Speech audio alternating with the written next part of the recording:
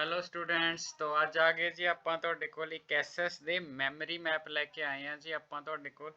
ਤੋਂ ਪਹਿਲਾਂ ਆਪਾਂ ਦੇਖੀਏ ਜੀ ਤੁਹਾਡੇ ਕੋਲ ਕਿਸ ਲਈ ਬੈਨੀਫੀਸ਼ੀਅਲ ਹੈ ਤੁਹਾਡੇ ਕੋਲ, ਠੀਕ ਹੈ ਜੀ। ਉਸ ਤੋਂ ਬਾਅਦ ਜਿਹੜਾ ਹੈਗਾ ਇਹ ਕੌਣ ਕੌਣ ਇਸ ਨੂੰ ਦੇਖ ਸਕਦਾ ਤੇ ਕੀ ਬੈਨੀਫਿਟ ਹੋਊਗਾ, ਠੀਕ ਹੈ ਜੀ। ਸੋ ਦੇਖੋ ਜੀ, ਸੰਵਿਧਾਨ ਅਤੇ ਕਾਨੂੰਨ, ਠੀਕ ਹੈ ਜੀ। 8ਵੀਂ ਜਮਾਤ ਦਾ ਨਾਗਰਿਕ ਸ਼ਾਸਤਰ ਦਾ ਇਹ ਪਹਿਲਾ ਲੈਸਨ ਹੈ, ਠੀਕ ਹੈ। 8ਵੀਂ ਦੇ ਵਿੱਚ ਨਾਗਰਿਕ ਸ਼ਾਸਤਰ, ਠੀਕ ਹੈ, ਇਹਦਾ ਪਹਿਲਾ ਲੈਸਨ ਹੈ ਇਹ ਤੁਹਾਡੇ ਕੋਲ, ਠੀਕ ਹੈ ਜੀ। ਹੁਣ ਆਪਾਂ ਦੇਖੀਏ ਤੁਹਾਡੇ ਕੋਲ ਇਹਦੇ ਲਈ ਕਿਹੜੀ ਕਿਹੜੀ ਆਡੀਅנס ਹੋਏਗੀ ਤੁਹਾਡੇ ਕੋਲ। 8ਵੀਂ ਵਾਲੇ ਤਾਂ ਪੱਕਾ ਹੀ ਹੈ ਔਰ ਟਰਮ 1 ਚ ਆਣਾ ਹੈ, ਠੀਕ ਹੈ। ਟਰਮ 1 ਵਿੱਚ ਇਹਨੇ ਪੱਕਾ ਆਣਾ ਹੈ ਤੁਹਾਡੇ ਕੋਲ। ਸੋ ਟਰਮ 1 ਵਿੱਚ 4 ਕੁਐਸਚਨਸ ਆਉਣਗੇ ਜੀ ਇਹਦੇ ਤੋਂ। ਤੁਸੀਂ ਜੇ ਸਿਲੇਬਸ ਨੂੰ ਧਿਆਨ ਨਾਲ ਦੇਖੋ ਤੁਹਾਡੇ ਕੋਲ, ਠੀਕ ਹੈ, ਤਾਂ ਜਦੋਂ ਤੁਹਾਨੂੰ ਲੈਸਨ ਦਿੱਤੇ ਹੋਏ ਆ ਸਿਲੇਬਸ ਦੇ ਵਿੱਚ, ਤਾਂ ਜਿਹੜਾ ਹੈਗਾ ਸੰਵਿਧਾਨ ਅਤੇ ਕਾਨੂੰਨ, ਇਹਦੇ ਵਿੱਚ ਤੁਹਾਡੇ ਕੋਲ ਟਰਮ 1 ਵਿੱਚ 4 ਕੁਐਸਚਨਸ ਆਣਗੇ, 4 ਪ੍ਰਸ਼ਨ ਆਣਗੇ। ਔਰ ਇਹ ਗਾਰੰਟੀ ਹੈ ਕਿ ਤੁਹਾਡੇ ਪਾਸ ਇਸ ਮੈਮਰੀ ਮੈਪਸ ਦੇ ਵਿੱਚੋਂ ਚਾਰੇ ਦੇ ਚਾਰੇ ਕੁਐਸਚਨ ਪੱਕਾ ਆ ਜਾਣਗੇ। ਇਟ ਮੀਨਸ ਤੁਸੀਂ 10 ਮਿੰਟ ਸਪੇਅਰ ਕਰਨੇ ਨੇ ਤੁਹਾਡੇ ਕੋਲ, ਤੁਹਾਡੇ ਪੇਪਰ ਲਈ 4 ਕੁਐਸਚਨਸ ਪ੍ਰਪੇਅਰ ਹੋ ਜਾਣੇ ਆ, ਠੀਕ ਹੈ ਜੀ। 3 ਮੈਮਰੀ ਮੈਪਸ ਤੁਹਾਨੂੰ ਇਹਦੇ ਬਣਾ ਕੇ ਪਾਣੇ ਨੇ। 3 ਮੈਮਰੀ ਮੈਪਸ ਦੇ ਵਿੱਚੋਂ 12 ਨੰਬਰ ਤੁਹਾਡੇ ਪੱਕੇ ਹੋ ਜਾਣੇ ਆ। ਉਸ ਤੋਂ ਬਾਅਦ ਦੱਸੋ ਤੁਹਾਡੇ ਕੋਲ ਕਿ ਕਿਹੜਾ ਬੱਚਾ ਫੇਲ ਹੋ, ਸਵਾਲ ਹੀ ਨਹੀਂ ਪੈਦਾ ਹੁੰਦਾ, ਠੀਕ ਹੈ। ਤੋ ਸੰਵਿਧਾਨ ਅਤੇ ਕਾਨੂੰਨ, ਠੀਕ ਹੈ। ਤਾਂ ਹੁਣ ਜਿਹੜਾ ਹੈਗਾ ਇੱਥੇ ਤੁਹਾਡੇ ਕੋਲ ਤੁਸੀਂ 8ਵੀਂ ਵਾਲੇ ਦੇਖ ਸਕਦੇ ਹੋ, ਨੈਸ ਦੀ ਤਿਆਰੀ ਕਰਨੀ ਉਹ ਵੀ ਦੇਖ ਸਕਦੇ ਹੋ, NMMS ਦੀ ਤਿਆਰੀ ਕਰਦੇ ਹੋ ਉਹ ਵੀ ਦੇਖ ਸਕਦੇ ਹੋ। ਇਸ ਤੋਂ ਇਲਾਵਾ ਜਿਹੜੇ ਬੜੇ ਬੱਚੇ ਹੈ ਪੰਜਾਬ ਦੀ TET ਦੀ ਤਿਆਰੀ ਕਰ ਰਹੇ ਨੇ, SS ਵਾਲੇ ਸਬਜੈਕਟ, ਜਾਂ ਸੈਂਟਰ ਦੀ TET ਦੀ ਤਿਆਰੀ ਕਰ ਰਹੇ ਨੇ, ਉਹ ਸਾਰੇ ਇਹਦੇ ਵਿੱਚ ਆਣਗੇ। ਕਿਉਂਕਿ TET ਵਿੱਚ ਜਿਹੜੀ ਪ੍ਰਾਇਮਰੀ ਵਾਲੀ ਹੁੰਦੀ ਹੈ ਤੁਸੀਂ ਉਹ ਤੋਂ ਕਰ ਲਓ ਵੀ 5ਵੀਂ 6ਵੀਂ ਤੱਕ ਦਾ ਸਿਲੇਬਸ ਕਵਰ ਹੁੰਦਾ, ਤੇ ਜਿਹੜੀ ਦੂਸਰੀ ਹੁੰਦੀ ਹੈ 8ਵੀਂ ਤੱਕ ਉਹ ਕਹਿੰਦੇ ਨੇ, ਪਰ 10ਵੀਂ ਤੱਕ ਦਾ ਸਿਲੇਬਸ ਕਵਰ ਹੁੰਦਾ ਤੇ ਉਹਦੇ ਲਈ ਮੋਸਟ ਇੰਪੋਰਟੈਂਟ ਕੁਐਸਚਨਸ ਨੇ, ਠੀਕ ਹੈ ਜੀ। ਤਾਂ ਚੱਲੀਏ ਜੀ, ਸਭ ਤੋਂ ਪਹਿਲਾਂ ਜੇ ਆਪਾਂ ਤੁਸੀਂ ਆਪਣੀ ਸਹੂਲਤ ਦੇ ਹਿਸਾਬ ਨਾਲ ਇਦਾਂ ਨਾ ਮੈਮਰੀ ਮੈਪ ਬਣਾ ਲੈਣੇ ਨੇ, ਔਰ ਦੇਖਿਓ ਉਸ ਤੋਂ ਬਾਅਦ ਜਿਹੜਾ ਹੈਗਾ ਤੁਸੀਂ ਉਹਨਾਂ ਨੂੰ ਵਾਰ-ਵਾਰ ਰਿਵਾਈਜ਼ ਕਰਨਾ, ਤੁਹਾਨੂੰ ਇੱਕਦਮ ਚੀਜ਼ਾਂ ਯਾਦ ਆਣਗੀਆਂ। ਸੋ ਸਭ ਤੋਂ ਪਹਿਲਾਂ ਸੰਵਿਧਾਨ ਕੀ ਹੁੰਦਾ? ਸੰਵਿਧਾਨ ਇੱਕ ਕਾਨੂੰਨੀ ਦਸਤਾਵੇਜ਼ ਹੈ ਜੀ ਤੁਹਾਡੇ ਪਾਸ, ਜਿਹਨੂੰ ਇੰਡੀਆ ਵਿੱਚ ਸਰਵਉੱਚ ਮੰਨਿਆ ਜਾਂਦਾ। ਇਹਦੇ ਰੈਫਰੈਂਸ ਨਾਲ ਹੀ ਸਾਰੀਆਂ ਚੀਜ਼ਾਂ ਹੁੰਦੀਆਂ ਨੇ। ਸੋ ਸੰਵਿਧਾਨ ਕੀ ਹੋ ਗਿਆ ਜੀ?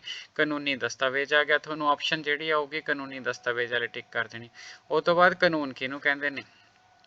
ਕਾਨੂੰਨ ਇੱਕ ਨਿਸ਼ਚਿਤ ਨਿਯਮ ਹੈ ਜਿਹੜੇ ਸੰਵਿਧਾਨ 'ਚ ਦਰਜ ਨੇ, ਠੀਕ ਹੈ ਜੀ। ਕਾਨੂੰਨ ਜਿਹੜਾ ਹੈਗਾ ਹੈ ਤੁਹਾਡੇ ਕੋਲ ਨਿਸ਼ਚਿਤ ਨਿਯਮ ਨੇ, ਕਿਉਂਕਿ ਭਾਰਤ ਨਿਯਮਾਂ ਦੇ ਹਿਸਾਬ ਨਾਲ ਚੱਲਦਾ ਹੈ, ਠੀਕ ਹੈ। ਤਾਂ ਭਾਰਤ ਵਿੱਚ ਕਾਨੂੰਨ ਦਾ ਸ਼ਾਸਨ ਹੈ, ਭਾਰਤ ਵਿੱਚ ਕਾਨੂੰਨ ਦਾ ਸ਼ਾਸਨ ਹੈ, ਜਿਹਨੂੰ ਅਸੀਂ ਰੂਲ ਆਫ ਲਾ ਕਹਿੰਦੇ ਹਾਂ। ਤਾਂ ਇਹਦਾ ਮਤਲਬ ਪਹਿਲੇ ਨੰਬਰ ਤੇ ਆਪਾਂ ਨੂੰ ਕੀ ਪਤਾ ਲੱਗਿਆ? ਸੰਵਿਧਾਨ ਇੱਕ ਕਾਨੂੰਨੀ ਦਸਤਾਵੇਜ਼ ਹੈ। ਦੂਜਾ ਕਾਨੂੰਨ ਇੱਕ ਨਿਸ਼ਚਿਤ ਨਿਯਮ ਹਨ। ਤੀਜਾ ਭਾਰਤ ਵਿੱਚ ਕਾਨੂੰਨ ਦਾ ਸ਼ਾਸਨ ਹੈ, ਠੀਕ ਹੈ ਜੀ। ਹੁਣ ਆ ਗਿਆ ਵੀ ਜਦੋਂ ਆਪਾਂ ਸੰਵਿਧਾਨ ਬਣਾਉਣਾ ਸੀ ਤਾਂ ਸਭ ਤੋਂ ਪਹਿਲਾਂ ਅਸੀਂ ਇੱਕ ਮਸੌਦਾ ਕਮੇਟੀ ਬਣਾਈ, ਠੀਕ ਹੈ ਜੀ। ਵੀ ਜਿਹੜੀ ਕਮੇਟੀ ਨੇ ਉਹਦਾ ਖਰੜਾ ਤਿਆਰ ਕਰਨਾ ਹੈ, ਉਹ ਸੰਵਿਧਾਨ ਦਾ ਜਿਹੜਾ ਹੈਗਾ ਇਹ ਵਿੱਚ ਕੀ ਪਾਣਾ ਉਹ ਕਰਨਾ ਹੈ, ਠੀਕ ਹੈ ਜੀ। ਤਾਂ ਇਹਨੂੰ ਆਪਾਂ ਮਸੌਦਾ ਕਮੇਟੀ ਨੂੰ ਕੰਮ ਕੀ ਦਿੱਤਾ? ਸਭ ਤੋਂ ਪਹਿਲਾ ਕੰਮ ਇਹਨੂੰ ਇਹ ਦਿੱਤਾ, ਵੱਖ-ਵੱਖ ਦੇਸ਼ਾਂ ਦੇ ਸੰਵਿਧਾਨ ਦਾ ਅਧਿਐਨ ਕਰੇ। ਵੀ ਅਮਰੀਕਾ ਦਾ ਸੰਵਿਧਾਨ ਦੇਖੋ ਜੀ ਕੀ ਹੈ, UK ਦਾ ਸੰਵਿਧਾਨ ਦੇਖੋ ਜੀ ਕੀ ਹੈ, ਠੀਕ ਹੈ। ਚਾਈਨਾ ਦਾ ਸੰਵਿਧਾਨ ਹੈਗਾ ਤੁਹਾਡੇ ਕੋਲ, ਠੀਕ ਹੈ। ਇਹ ਸਾਰੀਆਂ ਚੀਜ਼ਾਂ ਵੀ ਤੁਸੀਂ ਅਧਿਐਨ ਕਰਨੇ ਆ ਸਾਰੇ ਸੰਵਿਧਾਨ, ਠੀਕ ਹੈ। ਫਿਰ ਤੁਸੀਂ ਦੇਖਣਾ ਉਸ 'ਚੋਂ ਬੈਸਟ ਕੀ ਹੈਗਾ ਤੁਹਾਡੇ ਕੋਲ, ਠੀਕ ਹੈ ਜੀ। ਤੋ ਅਗਰ ਤੁਹਾਨੂੰ ਪੁੱਛਿਆ ਜਾਵੇ ਮਸੌਦਾ ਕਮੇਟੀ ਕਾਹਦੇ ਲਈ ਬਣਾਏਗੀ, ਡੈਫੀਨੇਟਲੀ ਆਪਾਂ ਨੂੰ ਸੰਵਿਧਾਨ ਬਣਾਉਣ ਲਈ ਹੋਈ ਵੱਖ-ਵੱਖ ਦੇਸ਼ਾਂ ਦੇ। ਹੁਣ ਆ ਜਾਓ ਮਸੌਦਾ ਕਮੇਟੀ, ਹੁਣ ਇਹਦੇ ਉੱਤੇ ਆ ਜਿਹੜੀ ਬ੍ਰੈਕਟ ਪਾਈ ਹੈ ਮੈਂ ਤੁਹਾਡੇ ਕੋਲ, ਠੀਕ ਹੈ ਜੀ।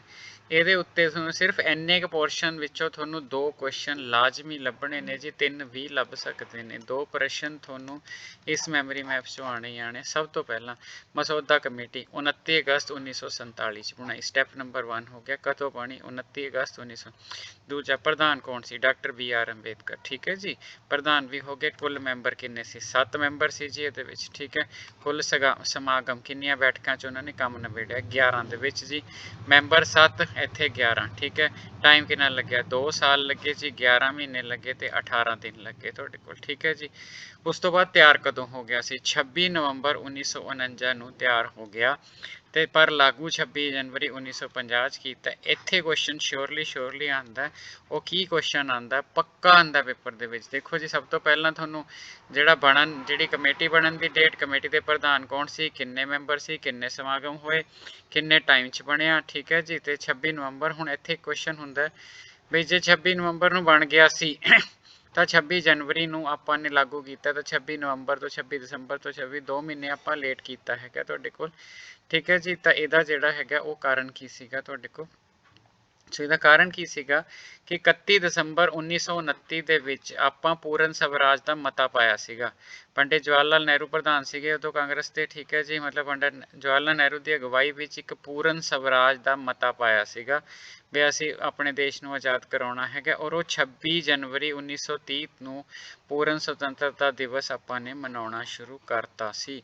ਮੀਨਸ 31 ਦਸੰਬਰ 1929 ਨੂੰ ਆਪਾਂ ਮਤਾ ਪਾਇਆ ਵੀ ਆਪਾਂ ਭਾਰਤ ਨੂੰ ਜਿਹੜਾ ਪੂਰਨ ਸਵਰਾਜ ਦਾ ਮਤਾ ਪਾ ਲਿਆ ਵੀ ਹੁਣ ਅਸੀਂ ਉਹ ਤੋਂ ਭਾਰਤ ਨੂੰ ਪੂਰੀ ਆਜ਼ਾਦੀ ਮਿਲੂਗੀ ਤੁਹਾਡੇ ਕੋਲ ਜਿਹੜਾ ਹੈ ਅੰਗਰੇਜ਼ ਭਜਾਉਣੇ ਨੇ। ਠੀਕ ਹੈ ਜੀ, ਵੀ ਸਵਰਾਜ ਮੈਨੇ ਵੀ ਆਜ਼ਾਦ ਹੋ ਗਿਆ ਭਾਰਤ। ਠੀਕ ਹੈ, ਉਹਦਾ ਮਤਾ ਪਾ ਲਿਆ।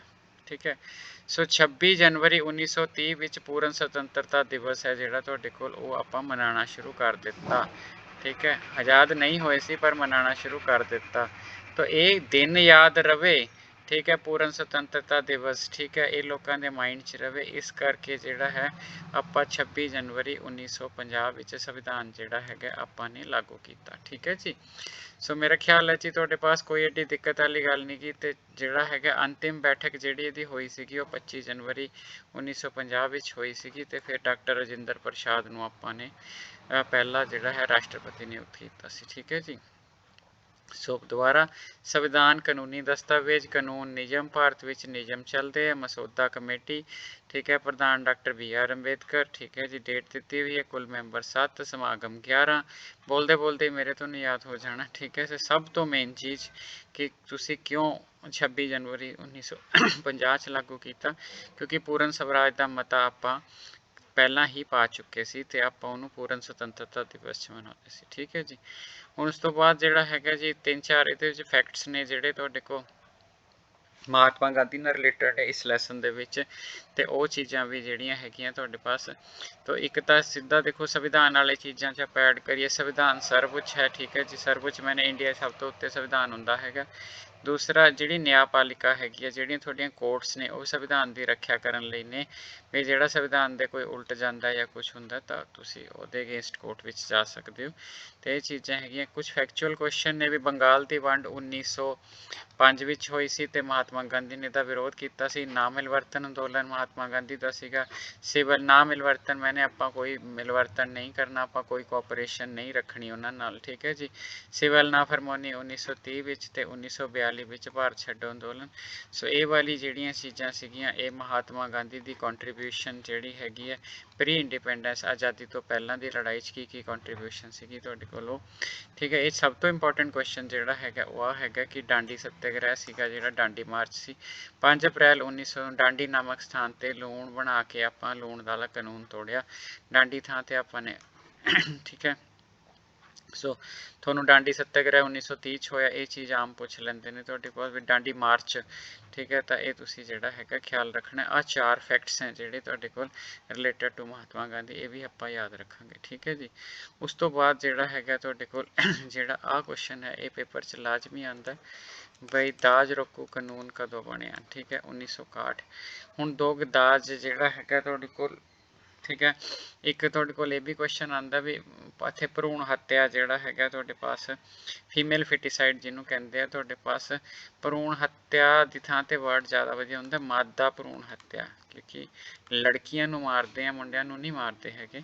ਤਾਂ ਇਹ ਚਲਣ ਭਰੂਣ ਹੱਤਿਆ ਦਾ ਕਿਉਂ ਸ਼ੁਰੂ ਹੋਇਆ, ਜਾਂ ਤੁਹਾਡੇ ਪਾਸ ਜਿਹੜਾ ਹੈਗਾ ਇਹਦਾ ਕਾਰਨ ਜਿਹੜਾ ਸੀਗਾ ਉਹ ਦਾਜ ਸੀਗਾ। ਠੀਕ ਹੈ, ਕਿਉਂਕਿ ਇੱਕ ਤਾਂ ਘਰਦਿਆਂ ਨੇ ਕੁੜੀ ਨੂੰ ਪੜ੍ਹਾਤਾ ਸਾਰਾ ਕੁਝ ਕਰਤਾ ਤੇ ਸਟਿਲ ਉਹਨਾਂ ਨੂੰ ਕਰਜ਼ਾ ਲੈ ਕੇ ਦਾਜ ਦੇਣਾ ਪੈਂਦਾ ਸੀ। ਈਵਨ ਹੁਣ ਚੱਲ ਰਿਹਾ। ਠੀਕ ਹੈ, ਕੋਈ ਇਹ 'ਚ ਇੰਪਰੂਵਮੈਂਟ ਨਹੀਂ ਹੈਗੀ ਤੁਹਾਡੇ ਪਾਸ, ਬਸ ਇੱਕ ਮੋਡੀਫਾਈਡ ਫਾਰਮ ਹੋ ਗਈ। ਤੋ ਜਿਹੜਾ ਹੈਗਾ ਦਾਜ ਰੋਕੂ ਕਾਨੂੰਨ ਫਿਰ ਗੌਰਮੈਂਟ ਲੈ ਕੇ ਆਈ 1961 ਦਾ ਵੀ ਦਾਜ ਲੈਣਾ ਤੇ ਦੇਣਾ ਦੋਨੋਂ ਜੁਰਮ ਹੈ। ਬਟ ਸਟਿਲ ਅੱਜ ਕੱਲ੍ਹ ਵੀ ਚੱਲ ਰਿਹਾ ਹੈਗਾ, ਬਸ ਫਾਰਮ ਚੇਂਜ ਕਰ ਦਿੰਦੇ। ਆਪਾਂ ਕਹਿੰਦੇ ਵੀ ਖੁਸ਼ੀ 'ਚ ਗਿਫਟ ਐਕਸਚੇਂਜ ਕੀਤੇ, ਦਾਜ ਨਹੀਂ ਉਹਨੂੰ ਆਪਾਂ ਆਫੀਸ਼ੀਅਲੀ ਕਹਿੰਦੇ। ਠੀਕ ਹੈ, ਭਾਰਤ ਦੇ ਪਹਿਲੇ ਰਾਸ਼ਟਰਪਤੀ ਡਾਕਟਰ ਰਾਜਿੰਦਰ ਪ੍ਰਸਾਦ। ਠੀਕ ਹੈ ਜੀ, ਡਾਕਟਰ ਰਾਜਿੰਦਰ ਪ੍ਰਸਾਦ ਬਾਰੇ ਇੱਕ ਖਾਸ ਗੱਲ ਦੱਸਦਾ, ਇਹਨਾਂ ਦੀਆਂ ਜਿਹੜੀਆਂ ਮਤਲਬ ਤੁਹਾਨੂੰ ਜਿਹੜਾ ਹੈਗਾ ਟੌਪ ਮਤਲਬ ਜਿੱਥੋਂ ਜਦੋਂ ਇਹਨਾਂ ਨੇ ਐਗਜ਼ਾਮ ਲਿਖੇ ਆ ਆਪਣੇ ਤਾਂ ਇਹਨਾਂ ਦੇ ਟੀਚਰ ਨੇ ਉੱਥੇ ਇਹ ਨੋਟ ਦਿੱਤਾ ਸੀ ਵੀ ਕਿਹੜਾ ਮਰਜ਼ੀ ਬੰਦਾ ਚੈੱਕ ਕਰ ਲੇ, ਮੈਂ ਇੱਕ ਵੀ ਨੰਬਰ ਨਹੀਂ ਕੱਟ ਸਕਦਾ ਤੁਹਾਡੇ ਪਾਸ, ਮੈਨੂੰ ਐ ਵੀ 100 'ਚੋਂ 105 ਦੇ ਦਾਂ। ਤਾਂ ਇੰਨੇ ਇੰਟੈਲੀਜੈਂਟ ਸੀਗੇ ਇਹ ਤੁਹਾਡੇ ਕੋਲ, ਠੀਕ ਹੈ। ਔਰ ਇਹਨਾਂ ਦੀਆਂ ਉਹ ਆਨਸਰ ਸ਼ੀਟਸ ਪ੍ਰੀਜ਼ਰਵ ਕਰਕੇ ਰੱਖੀਆਂ ਹੋਈਆਂ ਨੇ, ਠੀਕ ਹੈ। ਉਸ ਤੋਂ ਬਾਅਦ ਆ ਇੰਪੋਰਟੈਂਟ ਚੀਜ਼ ਹੈਗੀ ਹੈ, ਗੁਜਰਾਤ, ਹਰਿਆਣਾ ਤੇ ਕੇਰਲਾ ਪੂਰਨ ਸ਼ਰਾਬਬੰਦੀ ਹੈ। ਤੇ ਇਹਨਾਂ ਦਾ ਮਤਲਬ ਸਾਨੂੰ ਜਿਹੜਾ ਸ਼ਰਾਬ ਤੋਂ ਹਰੇਕ ਸਰਕਾਰ ਨੂੰ ਆਮਦਨ ਹੈ, ਹਰੇਕ ਰਾਜ ਸਰਕਾਰ ਨੂੰ ਆਮਦਨ ਹੈ, ਤਾਂ ਤੁਸੀਂ ਮੰਨ ਕੇ ਚੱਲੋ ਹੁਣ ਜਿਵੇਂ ਪੰਜਾਬ ਸਰਕਾਰ ਹੈ, ਪੰਜਾਬ ਸਰਕਾਰ ਸਾਰੀ ਆਮਦਨ ਸ਼ਰਾਬ ਤੋਂ ਕਰ ਰਹੀ ਹੈ, ਇਹਦਾ ਸ਼ਰਾਬ ਬੰਦੇ ਨਹੀਂ ਕਰ ਸਕਦੇ। ਤਾਂ ਇਹ ਗੌਰਮੈਂਟਾਂ ਜਿਹੜੀਆਂ ਹੈਗੀਆਂ ਨੇ, ਤੁਸੀਂ ਜੇ ਇਹਨਾਂ ਨੂੰ ਕਹੋਗੇ, ਤੁਸੀਂ ਇਹ ਕਹਿ ਲਓ ਵੀ ਇਹਨਾਂ ਨੂੰ ਆਪਾਂ ਨੂੰ ਮਤਲਬ ਤਾਰੀਫ ਕਰਨੀ ਬਣਦੀ ਹੈ ਵੀ ਗੁਜਰਾਤ, ਹਰਿਆਣਾ ਤੇ ਕੇਰਲਾ ਜਿਹੜੇ ਹੈ ਪੂਰਨ ਸ਼ਰਾਬਬੰਦੀ, ਐਟਲੀਸਟ ਇਹ ਸ਼ਰਾਬ ਤੋਂ ਇਨਕਮ ਨਹੀਂ ਜਨਰੇਟ ਕਰ ਰਹੇ ਤੁਹਾਡੇ ਕੋਲ, ਠੀਕ ਹੈ ਜੀ। ਤਾਂ ਯਾਦ ਰੱਖਣਾ, ਇਹ ਹੋਰ ਰਿਸੋਰਸਿਸ ਤੋਂ ਇਨਕਮ ਤਾਂ ਚੱਲ ਤਾਂ ਇਹ ਵੀ ਸਟੇਟਾਂ ਰਹੀਆਂ ਨੇ, ਠੀਕ ਹੈ। ਸ਼ਰਾਬ ਤੋਂ ਇਨਕਮ ਜਨਰੇਟ ਹੁੰਦੀ ਹੈ, ਪਰ ਸ਼ਰਾਬ ਨਾਲ ਜਨਰੇਸ਼ਨਸ ਖਤਮ ਹੁੰਦੀਆਂ ਨੇ, ਔਰ ਪੰਜਾਬ ਵਿੱਚ ਉਹੀ ਸਿਸਟਮ ਹੋ ਰਿਹਾ। ਤੇ ਭਰੂਣ ਹੱਤਿਆ ਵੀ ਪੰਜਾਬ 'ਚ ਜ਼ਿਆਦਾ ਹੈ, ਜਿਹੜੀਆਂ ਘੱਟ ਡਿਵੈਲਪ ਸਟੇਟਾਂ ਹੈ ਉੱਥੇ ਨਹੀਂ ਹੈਗੀ ਤੁਹਾਡੇ ਕੋਲ, ਠੀਕ ਹੈ ਜੀ। ਦੇਖੋ ਆਪਾਂ ਇੱਕ ਕਾਰਨ ਕਰਦੇ ਹਾਂ ਭਰੂਣ ਹੱਤਿਆ, ਇਹ ਆਮ ਬੰਦਾ ਤਾਂ ਕਰ ਨਹੀਂ ਨਾ ਸਕਦਾ ਹੈਗਾ, ਇਹਦੇ ਵਿੱਚ ਵੱਡੇ ਵੱਡੇ ਡਾਕਟਰਸ ਇਨਵੋਲਡ ਹੈ ਨਾ, ਠੀਕ ਹੈ। ਇਹਦਾ ਮਤਲਬ ਪੜ੍ਹੀ ਲਿਖੀ ਕੌਮ ਇਹ 'ਚ ਇਨਵੋਲਡ ਹੈ, ਤੁਸੀਂ ਆਮ ਬੰਦਾ ਥੋੜੀ ਕਰ ਲੂਗਾ ਵੀ ਭਰੂਣ ਹੱਤਿਆ ਕਰ ਲੂਗਾ। ਸੋ ਇੱਕ ਚੇਨ ਹੁੰਦੀ ਹੈਗੀ ਹੈ ਤੁਹਾਡੇ ਕੋਲ, ਸਾਰੇ ਬੰਦੇ ਇੱਕੋ ਤਰ੍ਹਾਂ ਦੇ ਨਹੀਂ ਹੁੰਦੇ, ਕੁਛ ਜਿਹੜੇ ਹੁੰਦੇ ਆ ਉਹ ਕੁਛ ਕਰਕੇ ਸਾਰੇ ਬਦਨਾਮ ਹੋ ਜਾਂਦੇ, ਠੀਕ ਹੈ ਜੀ। ਸੋ ਜਿਹੜਾ ਹੈਗਾ ਇਹ ਸਾਡਾ ਸੈਕਿੰਡ ਪਾਰਟ ਹੈ। ਜੇ ਤੁਸੀਂ ਇਹ 2 ਪੇਜਿਸ ਕਰ ਲਏ, ਔਰ ਟੋਟਲ ਮੈਨੂੰ ਲੱਗਦਾ ਮੈਂ 11.5 ਮਿੰਟ ਲਏ ਨੇ, 12 ਲਾ ਲਓ ਤੁਸੀਂ, ਤੁਹਾਡੇ ਕੋਲ ਬੋਲਦੇ ਬੋਲਦੇ ਮੇਰੇ ਐਂਡ ਤੱਕ 12 ਮਿੰਟ ਹੋ ਜਾਣਗੇ। 12 ਮਿੰਟ ਦੇ ਵਿੱਚ ਤੁਸੀਂ ਕਹੋਗੇ ਵੀ 4 ਕੁਐਸਚਨਸ ਤੁਸੀਂ ਬਹੁਤ ਅੱਛੀ ਤਰ੍ਹਾਂ ਪ੍ਰਪੇਅਰ ਕਰ ਲਏ, ਠੀਕ ਹੈ ਜੀ। ਸੋ ਜੇ ਹਾਲੇ ਤੱਕ ਸਬਸਕ੍ਰਾਈਬ ਨਹੀਂ ਕੀਤਾ ਤਾਂ ਜ਼ਰੂਰ ਕਰ ਲਿਓ ਜੀ, ਬਿਲਕੁਲ ਕਦੇ ਲੋਸ 'ਚ ਨਹੀਂ ਜਾਓਗੇ। ਤੁਹਾਡੇ ਕੋਲ ਤੁਸੀਂ ਆ 8 ਚੋਂ, ਕੱਲ੍ਹ ਨੂੰ 9 ਚੋਂ, 10 ਚੋਂ ਸਾਰੀਆਂ ਚੀਜ਼ਾਂ ਇਹ 'ਚ ਐਡ ਹੁੰਦੀਆਂ ਜਾਣਗੀਆਂ, ਠੀਕ ਹੈ ਜੀ। ਥੈਂਕ ਯੂ ਜੀ।